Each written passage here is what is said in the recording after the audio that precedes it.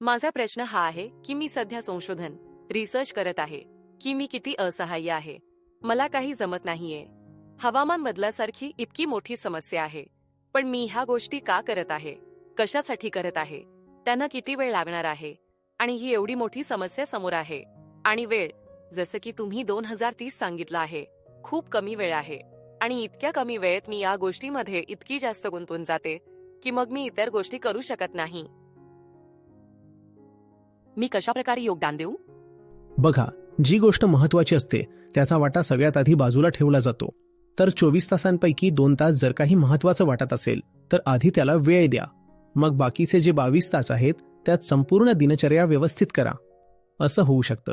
आणि दररोज 2 तास काढणं गरजेचं नाही, तर तुम्ही आठवड्यातून 14 तास जसं शक्य असेल तसं काढा. माझी आणखी एक सवय आहे, मी लोकांना खूप जास्त ओव्हर एक्सप्लेन करते.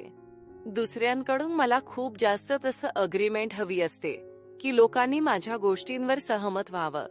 याच प्रकारे की लोकांनी मला सांगावं की मी किती चांगली आहे आणि मी जे काही करत आहे ते किती योग्य आहे. जे माहीत असताना पकडलंय की ते महत्वाचं आहे त्याच्याशी आधी न्याय करायचा आहे ना, त्यानंतर दुसऱ्यांचं बोलणं ऐकायचं. जी गोष्ट माहीत आहे की महत्वाची आहे आधी तिला जेवढा वेळ द्यायचा आहे तेवढा वेळ तर द्या. त्यानंतर कोणा दुसऱ्याचा ऐकू ना.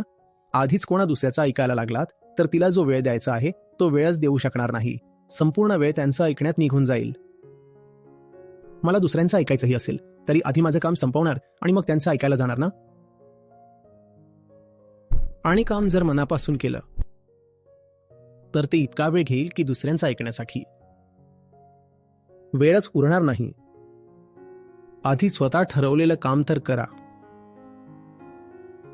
त्यामध्ये जी मूळ गोष्ट आहे ना ती आहे मी स्वतः निश्चित केलेलं काम.